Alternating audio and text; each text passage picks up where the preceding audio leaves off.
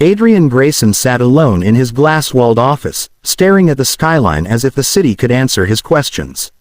His company, Grayson and Company, was a public success story. Revenue was soaring. The press called him a genius. Investors called him untouchable. Employees called him intimidating.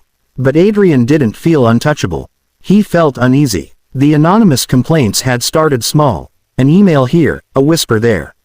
A few people complained about harsh managers. A cleaner had reportedly been yelled at in front of others. Someone said the workplace felt cold. Adrian had dismissed them at first. People complain. That's what they do. But the reports kept coming. And each one sounded less like a mistake and more like a pattern. He thought about his mother.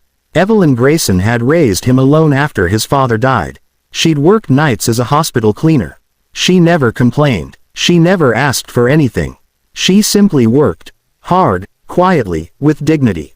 Adrian's success had come from his drive, yes, but also from her sacrifices. He remembered how she'd stayed up late to wash his school uniform, how she'd made him study even when she was exhausted, how she'd taught him to be strong without becoming cruel.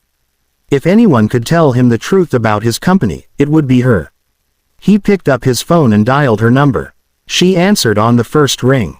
"Hello, sweetheart," she said. "Mom," Adrian said, his voice tight. "I need you to do something for me." There was a pause, a softness. "What is it?" Adrian hesitated. He wasn't used to asking for help. Especially not from the one person he didn't want to disappoint. "I need you to come work here," he said finally. There was silence again. Evelyn's voice came out calm, but Adrian could hear the concern behind it. "Why?" Adrian swallowed. "I want to see how people behave when they don't know I'm watching." "Are you testing them?" she asked. "Yes. And you want me to clean?" she said, as if she couldn't believe her ears. Adrian felt a pang of guilt. "I know it's not fair.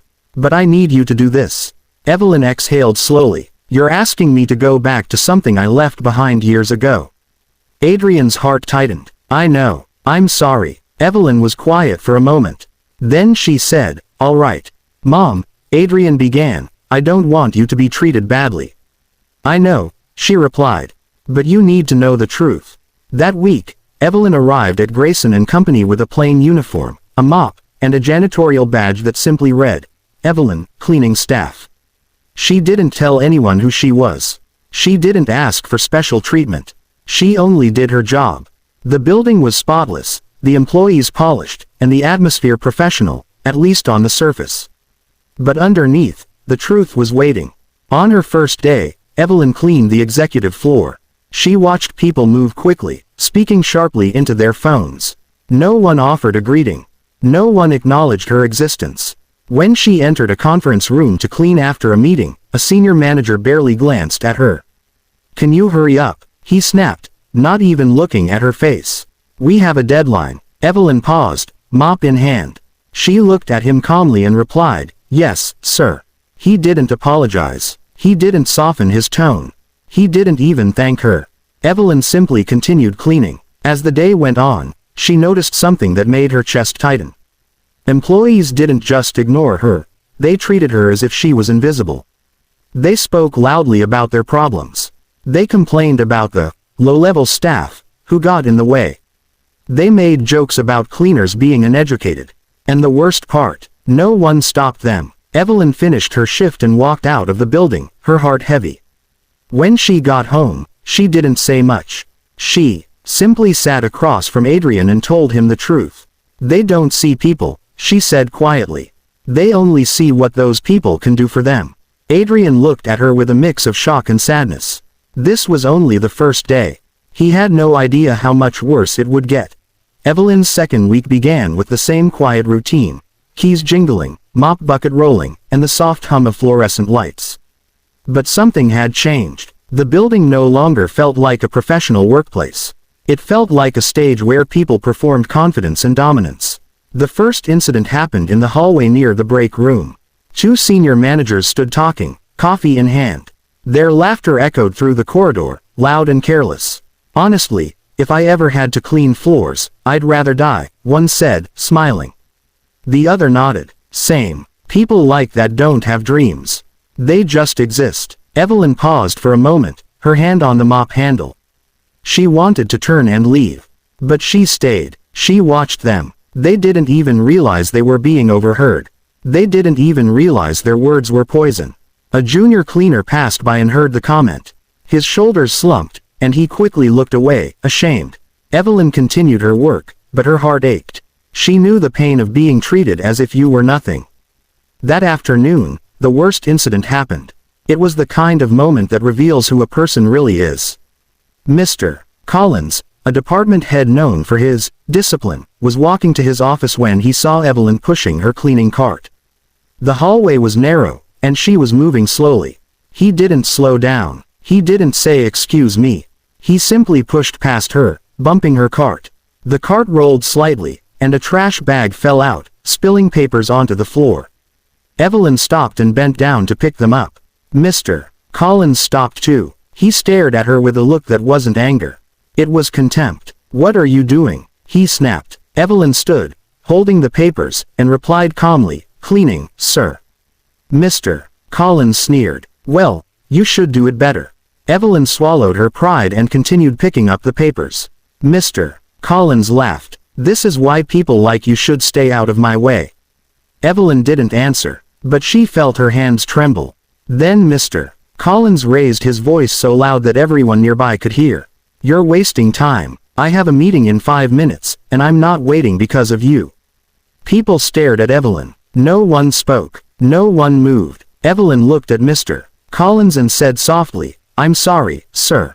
Mr. Collins turned away, satisfied, as if he had proven a point. Evelyn finished cleaning, but her spirit was shaken. When she returned home that evening, she told Adrian everything. He didn't even see me as a human being, she said, her voice trembling. He saw me as a problem. Adrian's face went pale. He watched the security footage again and again, hoping he was imagining it. But the video proved it was real. Evelyn wasn't just being treated poorly. She was being dehumanized. That night, Adrian couldn't sleep. He kept thinking about how easily people can become cruel when they think they are safe. The next morning, Evelyn returned to work. But this time, she wasn't just observing. She was watching for the moment when someone would finally show their true self. And she found it sooner than she expected. A polished executive floor, a hallway full of powerful people, and a single cleaner who refused to disappear. By the third week, Evelyn had begun to understand the rhythm of the company.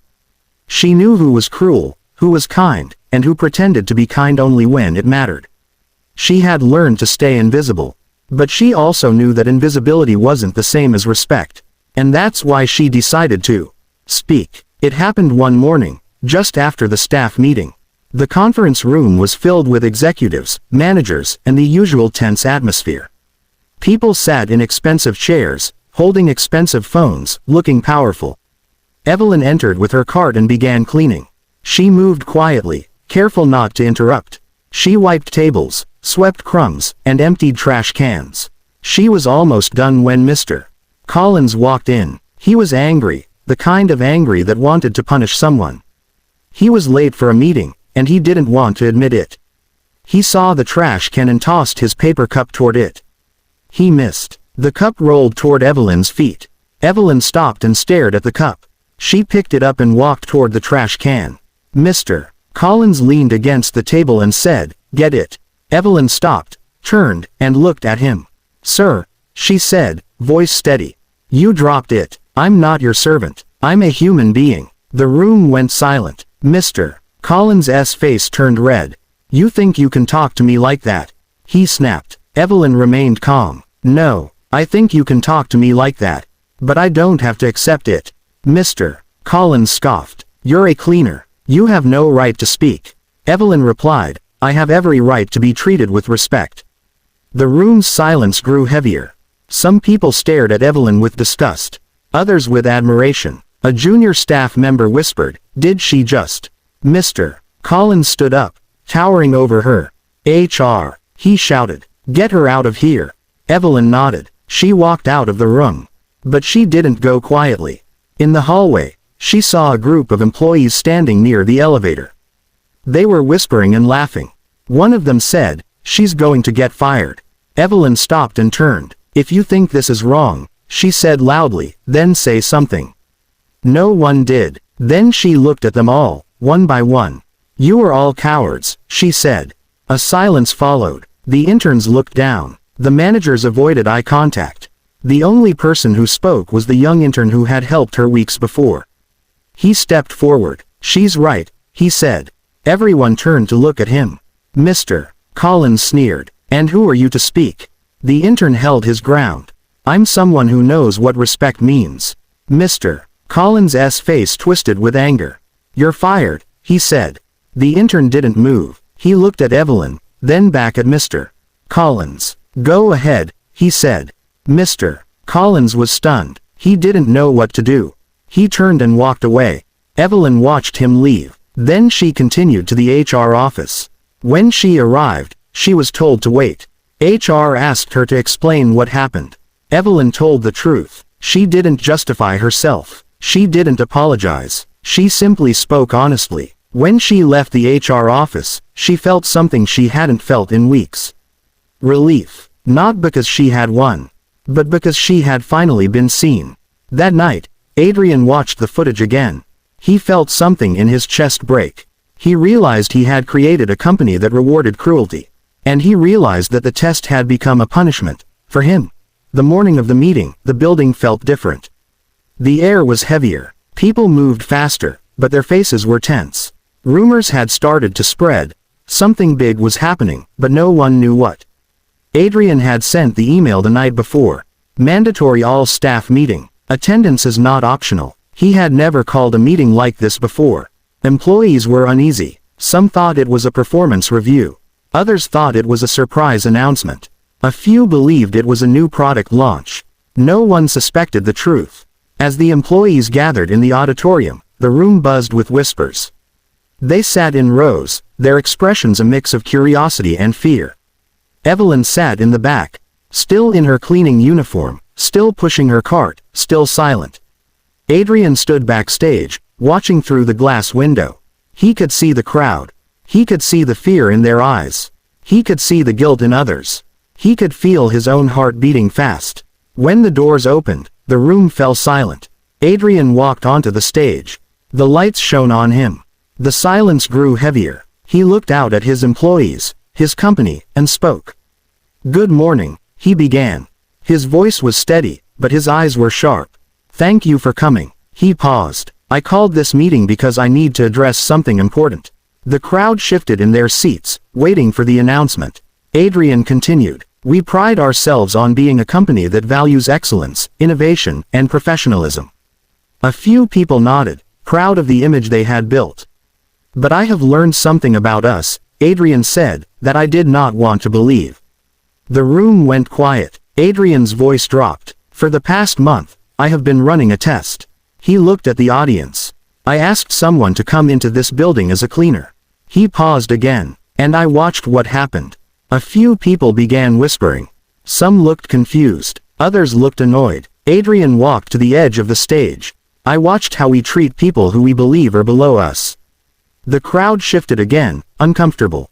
Adrian's face hardened. "I watched how some of you humiliate others, how some of you ignore them, how some of you treat them as if they don't exist." A few people shifted uncomfortably. Some looked down. Some looked away. Adrian took a deep breath. "And I watched a man named Mr. Collins." Mr. Collins froze in his seat. Adrian continued. "He treated a cleaner like she was nothing." Mr. Collins stood up abruptly. "This is ridiculous." Adrian ignored him. "I want to introduce you to someone," he said. The side door opened. Evelyn walked in. The room went silent. No one moved. Evelyn walked up the aisle, her uniform crisp and her posture calm. She walked to the stage and stood beside Adrian. The crowd stared. Some people gasped. Some whispered, "As that?" Adrian pointed to Evelyn. "This is my mother." The room went dead silent. Evelyn looked out at the crowd. She spoke, her voice calm but powerful. "I was a cleaner for years," she said.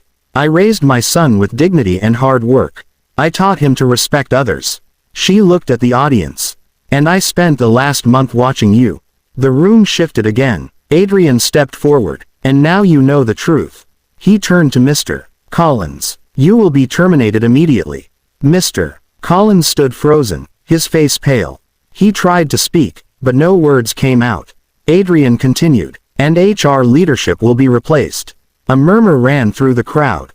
Adrian looked around the room, meeting eyes. From now on, he said, this company will value respect over power. He paused, then said, and anyone who cannot treat another human being with dignity will not have a place here. The room erupted into whispers. Some people looked ashamed, others looked relieved, a few looked angry. Adrian then turned to the intern who had helped Evelyn. You, he said, you showed courage. You will be promoted. The intern's face lit up with disbelief. Adrian looked back at Evelyn. And you, he said, are no longer a cleaner here.